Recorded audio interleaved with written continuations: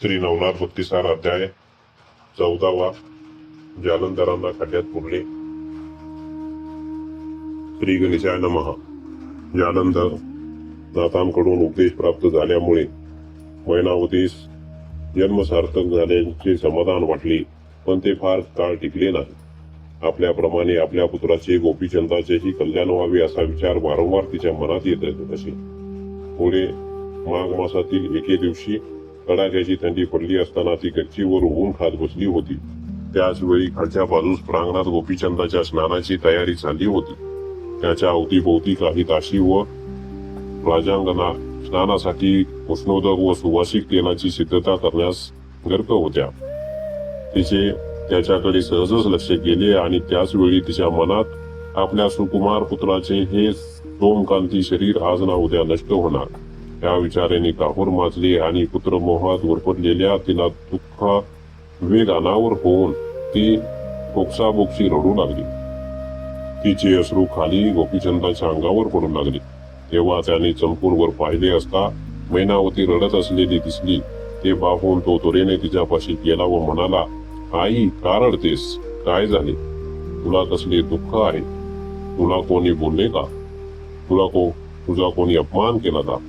तुझ्या शिवेत काही मिळून राहिले का? त्यावरती म्हणाली, बाळा, तसे काही नाही रे. तू असताना मला दुःख चिंताच असते, पण आज तुझे सुंदर रूप पाहून मला तुझ्या वडिलांची आठवण झाली. ते ही स्वस्वरूप पराक्रमी होते, पण शेवटी त्यांचा देही काळाच्या बक्षस्थानी पडला. तुझे जसे होऊ नये असे मला वाटते. सर्व बक्षक असा तो कृतांत महाबलाढ्य आहे. तो भोगविलासात मग्न होऊन आपल्या जन्माचे मातेरे करून घेण्यापेक्षा या नरतनूच्या साह्याने त्या काळरूपी वाघाला बंदिस्त करून अद्वितीय चिरंजीव असे मोक्षपद प्राप्त करून घ्यावेस असे माझे मत आहे. त्यामुळे आज तू आपल्या आयुष्याचा मूल्यवान काळ फुकट घालवत आहेस. हे पाहून दुःखाने रडू कोसळले. आईची वेदना जाणवलेल्या गोपीचंदास तिच्या त्यामागची कळकळ तितक्याच प्रकर्षाने जाणवली. तो म्हणाला, आई, तुझे म्हणणे अगदी बरोबर आहे, पण साप्रत मला अमरत्व देणारे गुरु कुठे मिळतील? तेव्हा ती म्हणाली, बाळा, त्यासाठी तुला कुठेही जाण्याची गरज नाही. दैवयोगाने थोर योग्यतेचे जालंधर नावाचे एक नाथ सध्या आपल्याच नगरात राहत आहेत.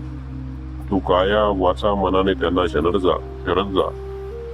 ते तुला ब्रह्म सनातन करतील. पण गोपीचंदावर ऐहिक सुखाचा एवढा प्रभाव होता की त्या समस्त राजवैभवाचा त्याग करणे ही कल्पनाच त्याला सहन होईना. म्हणून वेळ मारून नेण्यासाठी तो म्हणाला, आई, परमार्थ केव्हाही श्रेयस्कर आणि गुरूंचे महत्वही थोर आहे. पण तू मला एकाएकी योग दीक्षा द्यायला सांगशील तर ते मला शक्य होणार नाही, कारण त्यासाठी आधीपासूनच मानसिक तयारी करावी लागते. म्हणून मला 12 वर्षाची मुदत दे. त्या अवधी सर्व सुखोपभोग घेऊन मी गुरूंना शरण जाऊन दीक्षा येईन. आपल्या पुत्राची ती प्रपंच शक्ती मैनावतीला अजिबात रुचली नाही. ती म्हणाली, मृत्यू कोणत्या क्षणी घात करेल ते सांगता येत नाही. येथे तू कोणत्या आधाराने मला 12 वर्षांची खात्री देत आहेस? काळाचा इतका प्रभाव इतका गहन आहे की त्याच्या पुढे कोणाचे शहाणपण चालत नाही.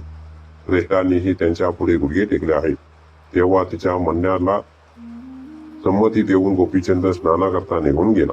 मैनावती आणि गोपीचंदांचा हा वार्तालाप त्यांच्या लोमावंती नावाच्या राणीने गुप्तपणे ऐकला होता.